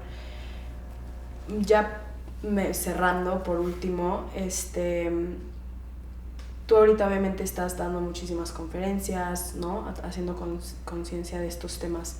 Acabas de tener a Jero, tu hijo. O sea, ¿cómo en el futuro a Jero, a tu hijo, pero también obviamente a los papás que ahorita están teniendo hijos o demás, a los niños, a los adolescentes, cómo vas a presentarle tú todo este tema a tu hijo? O sea, ¿cuál va a ser tu forma? Porque obviamente, ¿sabes? O sea, que mucha gente es como que, ay, bueno, pero a los 15 yo también tomaba, pues obviamente que mi hija va a tomar una cerveza, es más helado, y yo mejor que lo haga conmigo, ¿sabes? O sea, sí hay mucho, obviamente, y los papás siempre queriendo lo mejor para los hijos, ¿no? Pero es un tema muy complicado. ¿Cuál es tu opinión al respecto? ¿Cuál es tu consejo? ¿Cómo te gustaría afrontar esto con Jero cuando crezca? ¿Sabes? También, obviamente, porque no nada más es en la casa, pero al final, pues sueltas a tu hijo a un ámbito social, ¿sabes? En donde tú no controlas todo, ¿no? O sea, entonces, claro. ¿Cuál sería como tu approach a eso? Creo que lo principal es el ejemplo. O sea, los niños como mejor aprenden, y yo lo he visto con mis amigos, es con el ejemplo. O sea, realmente mis amigos que no han tenido nunca problemas con adicciones, que pues, tienen una carrera bastante estable, que tienen una familia feliz, es porque lo vieron en sus casas, en donde vieron que sus papás pues, no tomaban mucho, en donde tenían diferentes planes, en donde también le tenemos que empezar a dar la vuelta a eso. Si todos los fines de semana estamos poniendo a nuestros hijos en los planes donde hay consumos, pues van a acabar consumiendo. Y se los normalizas, ¿no? O sea, como que ya no lo ven, o sea, porque también obviamente está este aspecto de que no, pero si se los escondes o si se los prohíbes, peor. Pero no sé qué tan verdad sea eso. Yo creo que, a ver, hasta los 18 años tiene que ser una prohibición completa mientras estén... Porque aparte son tu responsabilidad, y para empezar es ilegal. Sí. Y como bien dices tú... Sí, o sea... A mí me pasó que a los 15 años mi papá decía, tómate esta cerveza porque prefiero que controles el alcohol conmigo. Y que aprendas con... A que tomes allá afuera. Y lo hacía desde todo su corazón y cariño, pero el problema es que no tenía el conocimiento y no tenía las herramientas para saber lo que te causa en el cerebro. Claro. Hoy en día ya sabemos esas herramientas. No, y creo que a los papás les da miedo, ¿no? Como que si no lo hacen conmigo, lo van a hacer afuera. O sea, creo que se tienen que poner límites sanos, que además los hijos los agradecen. O sea, mis amigos que no los dejaban tomar, hoy en día se los agradecen a sus papás, porque entonces aprendieron la importancia de poner límites y de respetar ciertas cuestiones y de respetar ciertas reglas. Si toman allá afuera, pues también no vas a estar 24/7, ¿no? O sea, fuera de tu control. Puede ser, va a pasar, pero hay un castigo y hay una consecuencia. Claro, saben que no está bien. Exactamente. Y en donde entre tú más fomentes el no hacerlo, en donde te vean a ti, pues que estás a gusto con tu vida, que estás triunfando, que estás siendo más consciente, que estás haciendo labor social, que tienes planes como irte a acampar con ellos, que disfrutas de la naturaleza, pues también los estás llevando a un lado diferente, ¿no? Claro. Y creo que ellos también pueden aprender entonces desde temprana edad a decir que no y a poner sus propios límites y a saber cómo son sin la necesidad de las sustancias y a escoger mejor a sus amistades y a personas que más o menos piensen con esta idea. Eso es lo que yo creo y estoy convencido que funciona. Sí, y que ya después, como dices, hasta los 18 años, ¿no? Y después, si por algo ellos conscientemente deciden tomar, que lo hagan con toda la información, y tendrá, ¿no? Sí, de alguna manera sus aprendizajes, pero ya va a tener una cantidad de herramientas mucho más grandes para que a la siguiente sepa decir que no, para que pueda medir su consumo, para que pueda tomar mejores decisiones, porque su cerebro también va a estar más desarrollado, porque va a tener otro tipo de habilidades, ¿no? Entonces eso yo creo que es fundamental. Para todos los papás, digamos. Sí. Okay. Bueno, muchas gracias.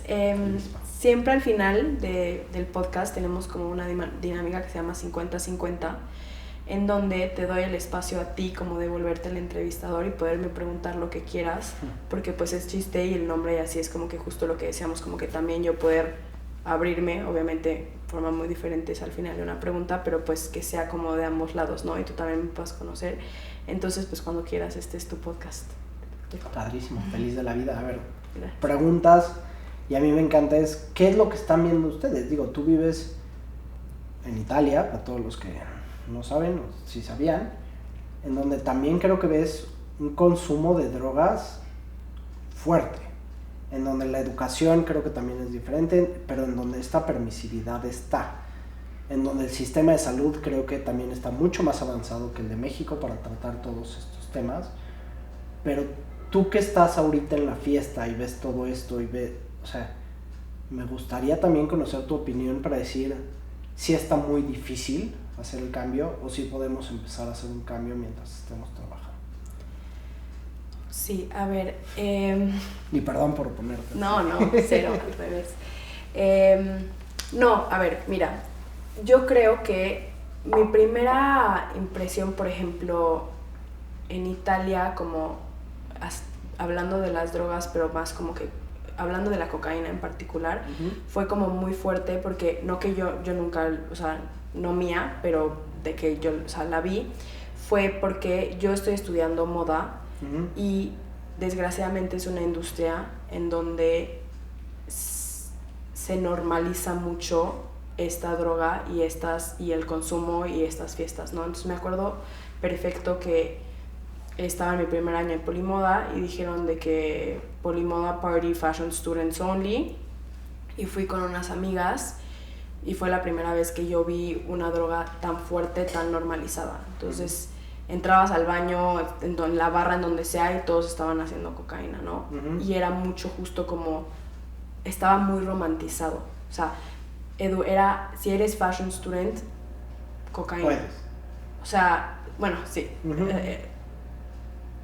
Era padre, ¿sabes? O sea, era toda, obviamente aparte más como fashion students, pero era muy romantizado hasta lo visualmente, ¿no? Los festivales a los que te vas, cómo te vistes, todo lo que viene alrededor de este lifestyle. Y me acuerdo que yo también agradezco a mis papás y todo por la educación y así, sí me asusté, o sea, dije, no, yo aquí no. Pero sí me acuerdo que fue muy consciente de que a esta industria es a la que estás entrando, o sea, es algo muy normalizado en la industria, y yo amo lo que hago, pero no amo a la industria, o sea, estoy en esto porque me gusta lo que hago, pero la industria no tanto. Entonces, eso fue como que mi primer, no sé, acercamiento, que nunca lo viví en Latinoamérica, o sea, ni en Costa Rica, ni en México y así, y creo que en Europa estaba muy normalizado. Yo lo hablo más en el contexto de Fashion School, pero en general en Europa estaba muchísimo más normalizado el tema de la droga en general, o sea, alcohol, mota, cocaína. Ese fue como mi primer acercamiento. En términos de alcohol, que te diría que es la droga que sí consumo socialmente, creo que un cambio se puede hacer 100%, y creo que si los vamos trabajando, como tú dices, pero desde primero trabajar el vacío que estás llenando con la sustancia, creo que se puede hacer un cambio espectacular con esta conciencia 100%. Te voy a decir que en Italia está muy difícil, o sea, desde mi experiencia, el tema del alcohol está tan metido, bueno, aquí también, pero en la cultura social. Entonces, no sé si ha sido Italia, pero el tema del aperitivo, ¿no? Está cañón, como todo el mundo va a trabajar, sale a las 5 más o menos, y se van a hacer un aperitivo. Y es como que su unwinding, ¿no? Como que ya acabe trabajo, nos vamos, nos sentamos, nos echamos unas chelas o una Aperol Spritz o algo. Pero está siempre muy, y lo puedes hacer perfecto con un agua mineral, está muy, muy conectado al tema del alcohol. El vino en... Exacto, está cañón. O sea, sí, los spritz, el aperitivo, el vino en Italia, ¿no? O sea, estoy en Chianti, todo, o sea, wine tastings, vino por todos lados, es muy rico el vino, es muy buen vino. Entonces, a mí sí me empecé a dar cuenta, por ejemplo, que yo, por ejemplo, en Costa Rica, si tomaba, pues tomaba los viernes, ¿no? O sábados, de que salía a una fiesta y me echaba mis tragos. De repente, un día me di cuenta que en Florencia estaba tomándome una copa de vino diario. Por ocasión, o sea, porque salíamos de la escuela a aperitivo, cena, no puedes comerte una pasta sin una copa de vino, ¿sabes? O sea, como que lo hacen muy normal. Y por ejemplo, no tocamos este tema, pero fumar, o sea, cigarros, también está cañón. O sea, para que tú entiendas que yo no estaba acostumbrada, llegué a Polimoda, las clases eran de 2 horas, o sea, cada clase era de 2 horas.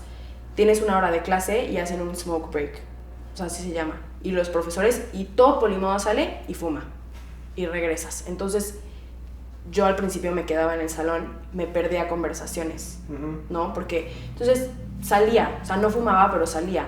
Pero pues es el second hand smoking y así. O sea, yo lo que te diría como de lo que yo he visto y vivido en Italia es, creo que aquí también, pero está muy normalizado y está como tan pegado con lo social que está difícil despegarlo, ¿no? O sea, también me acuerdo, voy a cenar con mis amigos italianos y allá te dan como que el primi piatti, el secondo piatti y así.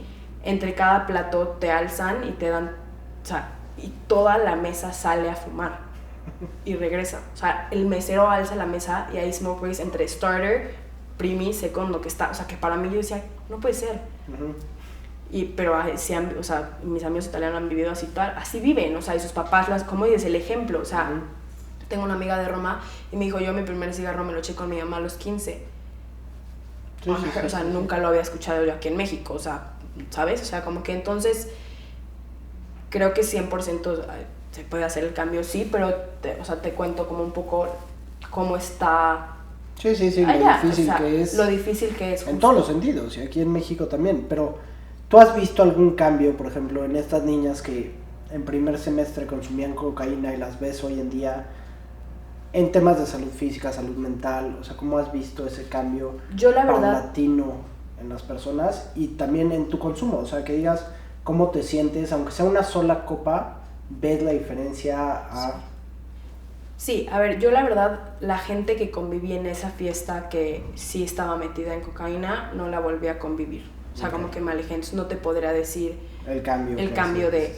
Pero de mi experiencia y de mis amigas, por ejemplo, con el tema del alcohol, 2 cosas. Sí creo que últimamente las nuevas generaciones ya no están tomando tanto y ya no están saliendo tanto, y eso lo he visto en los últimos 2 años en Florencia. O sea, Florencia en las noches tiene muchísima vida, de noche muchísimos bares, vivíamos en el centro, todas las calles llenas, todo el mundo tomando. En algún momento trabajé como PR y social media en un evento, o sea, en un evento de un antro, y siempre, todos los días, por los primeros 2 años, las calles siempre llenas, los eventos siempre llenos. Últimamente ya no están ni tomando ni saliendo tanto de antro, están buscando estos planes, estos running clubs, estos planes de ir a un DJ set, disfrutar la música pero en un coffee shop. O sea, como que he visto un poco este switch y este cambio a no significa parar de bailar, de salir, de divertirte, pero planes como más saludables. Sí, la necesidad del consumo. Ajá, del consumo. Eso lo he visto, la verdad, los últimos 2 años, un poquito en términos de que ya, digamos, los eventos que hacen mis amigos ya no se llenan. O sea, ya no hay esta demanda. Y en términos míos y del consumo, yo sí siento, y de mis amigas, que es mucha diferencia cuando tomo y cuando no tomo. Pero mucha. O sea, yo me levanto sintiéndome mal cada vez que tomo. Mal. O sea, me da horrible, me dan crudas a mí como que en el estómago. O sea, me siento muy mal. Entonces, yo me he dado cuenta, obviamente, la diferencia entre salir, y lo he hecho sobria, dormirme a las 3 de la mañana, 4, porque salí y me quedé hasta el final, y me despierto a trabajar, que tengo sueño, estoy cansada, pero me siento perfecta, y aguanto mi día y ya. A comparación de veces en donde salí, tomé, y me despierto al día siguiente, y neta, no funcionó. O sea, no funcionó, me duele la cabeza, me siento mal, literalmente siento que no estoy en mis 5 sentidos, aunque ya sea el día siguiente. Y otro tema que he visto, y entonces obviamente gracias a eso pues he decidido como que, ok, ya no quiero tomar o quiero tomar menos, ¿sabes? O sea, como que, pero sí está cañón como se nos olvida muy rápido. O sea, lo he vivido yo y lo he vivido mis amigas, te da una cruda horrible y el viernes ya se te olvidó y lo vuelves a hacer porque la pasaste muy bien antes, ¿no?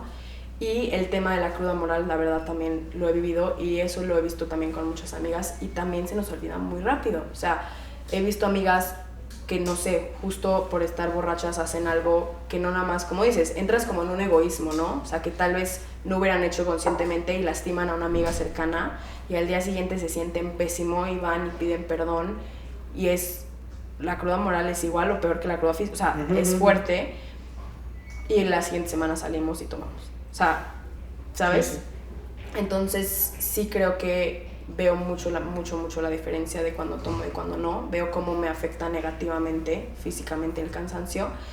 Y creo que también conforme crezco y tengo estas pláticas y me informo, ya puedo entender y decidir conscientemente como que, ok, me siento mal, o sea, no hay el por qué, pero también sinceramente te estoy diciendo, creo que apenas estoy empezando a conocerme en ámbitos sociales sobria. Que es muy importante. Que cómo pasarla bien sin la necesidad de la sustancia para seguir conviviendo. Para seguir conviviendo. Entonces en eso siento que estoy empezando a descubrir lo que está muy cañón a mis 23 años, no saber en un ámbito, que es no, o sea, que lo es, o sea, pues, pero sí, eso es lo que felicidades, o sea, creo que estás en el buen camino y que no te tardes hasta los 29 años en darte cuenta de esto. Sí, que no nos tardemos hasta que algo pase, ¿sabes? O sea, ese es un poco el tema, pero sí. Padrísimo. Pues qué padre estar aquí contigo. Muchísimas gracias, Edu. Bueno, nada, este fue el episodio, nos vemos en el siguiente. Muchas gracias a todos los que nos escuchan. Esto es 50-50 y pues muchas gracias a ti. Feliz de Gracias.